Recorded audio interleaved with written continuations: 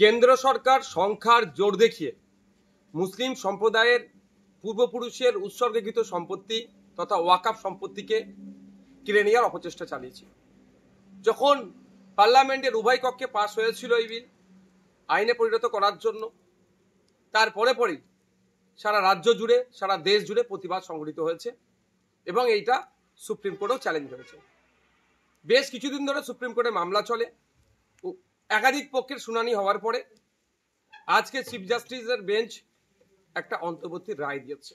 এই রায়ে কিছুটা স্বস্তি মিললেও সম্পূর্ণরূপে এটা সুরাহা এখনো হয়নি। আমি আশা করব চূড়ান্ত রায় যখন আসবে, ওয়াকাফ সংশোধনী আইন যেগুলো সংখ্যালঘু সম্প্রদায়ের মানুষের বিপক্ষে যায়নি, শুধু সংবিধানের একাধিক আর্টিকেলে আঘাত দিয়েছে, সেটা আশা করব চূড়ান্ত রায়ে সেটা পাবো আমরা। এই ইনসাফের লড়াই চলবে, আইনি লড়াই চলবে।